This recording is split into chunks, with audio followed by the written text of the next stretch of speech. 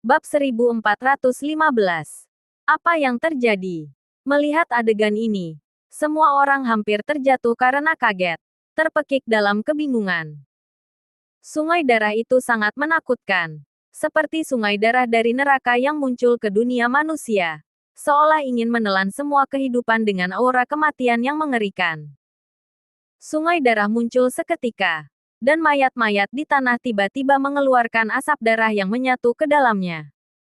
Tubuh-tubuh itu dengan cepat menyusut dan mengering. Apa ini? Cheol melihat sungai darah yang mengerikan itu dan seketika rasa dingin merambat dari hatinya. Namun, dia sudah tak sempat berpikir lebih jauh lagi.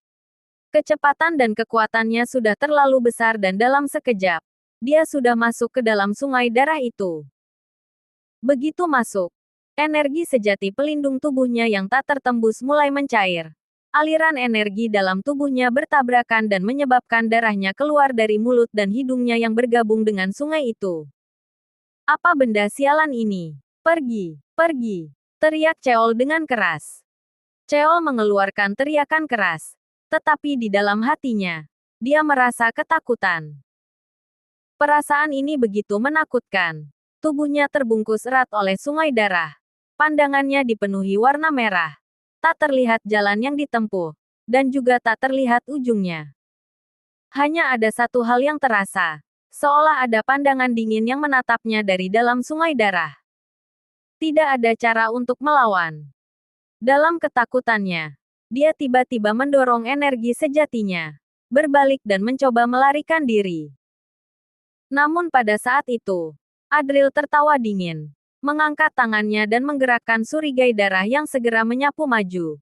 Gelombang besar menghantam pantai, mengangkat ribuan tumpukan darah. Siapa bilang kamu bisa pergi? Kata Adril dengan suara dingin. Sungai darah yang melingkari dan menutup ruang membuat Cheol tidak punya jalan untuk melarikan diri. Lalu, sungai darah terbelah dua, mengungkapkan wajah Cheol yang tampak ketakutan dan pucat. Adril melangkah maju dan mendekatinya langkah demi langkah. Saat itu, waktu seakan berhenti. Adril dikelilingi oleh sungai darah yang mengalir deras. Seolah-olah dia adalah raja neraka yang keluar dari alam kematian yang memerintah dunia. Kamu. Cheol menatap Adril dengan wajah pucat. Rasa pusing yang melanda kepalanya makin tak tertahankan. Kerutan baru muncul di wajahnya dan dia langsung terjatuh dari puncak kekuatannya. Bam! Adril menyerang. Mengangkat tangan dan meraih leher Cheol. Mengangkat tubuhnya hingga kedua kaki Cheol terangkat dari tanah. Pada saat itu, sungai darah perlahan menghilang. Tubuh Adril yang dipenuhi simbol-simbol hitam.